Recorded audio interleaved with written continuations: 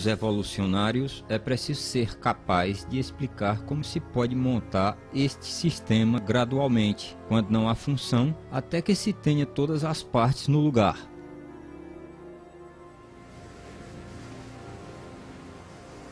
A complexidade irredutível das máquinas moleculares apresenta um grande desafio ao poder da seleção natural. Conforme o darwinismo, até mesmo estruturas biológicas muito complexas, como um olho, ouvido ou coração, podem desenvolver-se gradualmente, com o passar do tempo, em passos incrementais. Mesmo assim, a seleção natural só pode ser bem-sucedida se estes acasos genéticos aleatórios oferecerem alguma vantagem ao organismo em evolução. Como tentei mostrar, não é necessário supor que as modificações sejam todas simultâneas, se forem extremamente pequenas e gradativas. A seleção natural examina as menores variações, rejeitando as que são ruins, preservando e acrescentando todas as que são boas. Mas as pequenas variações favoráveis de Darwin poderiam ter produzido o flagelo bacteriano? Alguns cientistas acham que não. Como poderia algo novo como o motor da bactéria flagelar e todos os componentes que possui desenvolver-se de um aglomerado de bactérias que não possui esse sistema, quando cada mudança, de acordo com a teoria de Darwin, tem que oferecer algum tipo de vantagem? Imagine tal cenário no início da história da Terra. De algum modo, uma bactéria em evolução desenvolve uma cauda e as partes necessárias para ligá-la à parede da célula. Ainda assim, sem a montagem completa do motor, esta inovação não ofereceria nenhuma vantagem à célula. Ao invés disso, a cauda continuaria imóvel e inútil, invisível à seleção natural, que, por definição, só pode favorecer mudanças que ajudem à sobrevivência. A lógica da seleção natural é muito exigente. A menos que o mecanismo do flagelo seja completamente montado e funcione, a seleção natural não pode preservá-lo nem passá-lo à geração posterior. O que é importante sobre a seleção natural é que ela escolhe apenas vantagens funcionais. Na maioria dos casos, a seleção natural elimina as coisas sem função ou cuja função prejudique o organismo. Assim, se houver uma bactéria com cauda que não funciona como flagelo, as chances são de que a seleção natural a elimine. O único modo de se escolher um flagelo é ter um que funcione, e isto significa que se tenha todas as partes do motor bem do início. Sendo assim, a seleção natural não pode lhe dar o flagelo bacteriano. Ela apenas funciona após o flagelo já estar funcionando. Em 1996, Michael Behe publicou um livro intitulado A Caixa Preta de Darwin. No livro, ele argumenta que a seleção natural, conforme o darwinismo, não podia explicar a origem do flagelo bacteriano nem qualquer outro sistema biológico de complexidade irredutível. Behe concluiu que a complexidade integrada desses sistemas apontam para um projeto inteligente.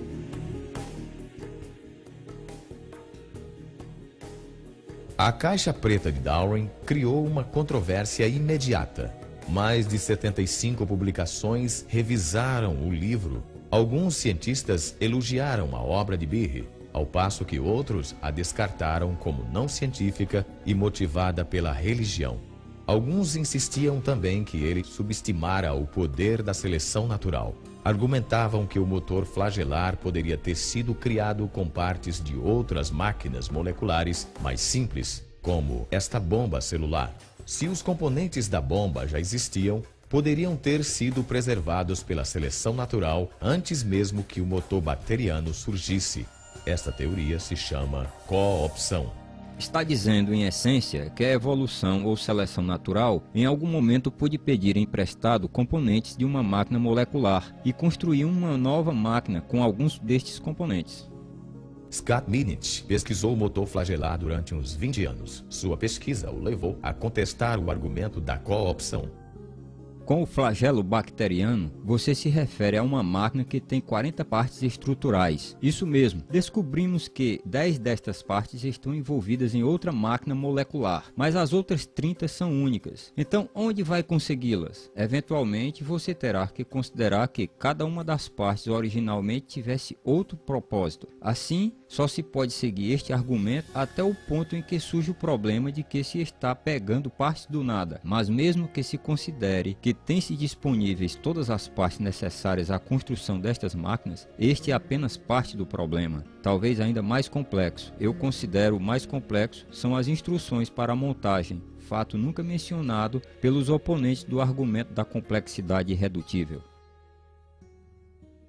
Pesquisas feitas sobre o motor bacteriano revelam um nível ainda mais profundo de complexidade, pois sua criação não só exige partes específicas, mas também uma sequência precisa de montagem.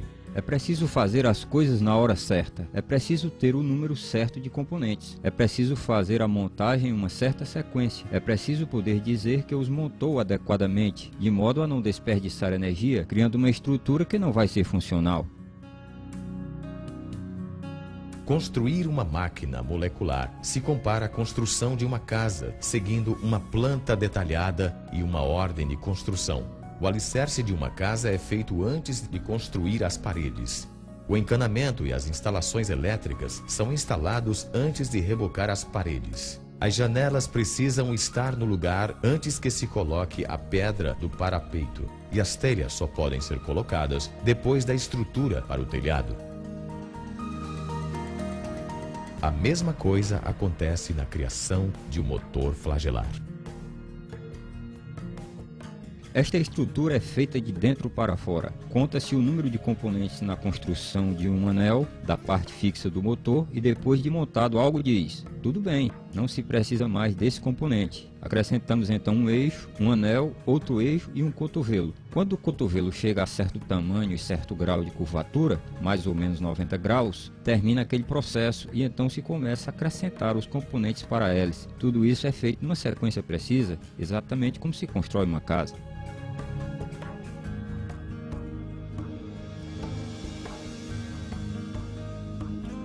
Para construir um motor corretamente, tem que se coordenar o tempo exato das instruções de montagem.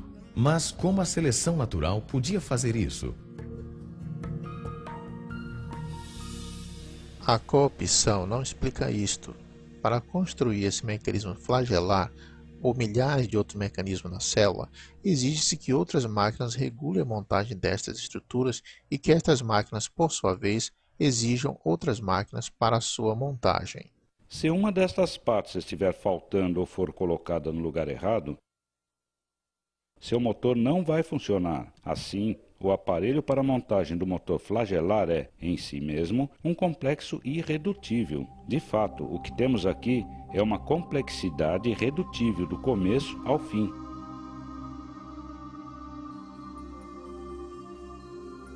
Sabemos muito sobre o flagelo bacteriano, mas ainda temos muito a aprender. Não há explicação sobre como esta máquina molecular complexa possa ter sido produzida se usarmos o mecanismo darwiniano. Há 150 anos, os cientistas não sabiam nada sobre máquinas moleculares de complexidade irredutível. Mesmo assim, Charles Darwin antecipou a dificuldade de que sistemas assim poderiam apresentar a sua teoria. Se pudéssemos demonstrar que tal órgão complexo existisse, o qual possivelmente não pudesse ter sido formado por pequenas modificações sucessivas, minha teoria iria totalmente por água abaixo.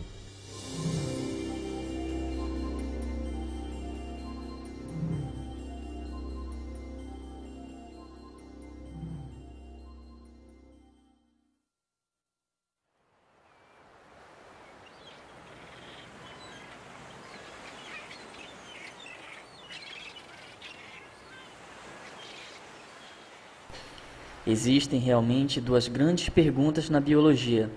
Como se conseguem formas vivas novas, com estruturas novas como asas e olhos da vida já existente? Em segundo lugar, como a vida se originou na Terra? Sabemos que Darwin passou a maior parte da vida formulando uma resposta para a primeira destas duas perguntas. Charles Darwin.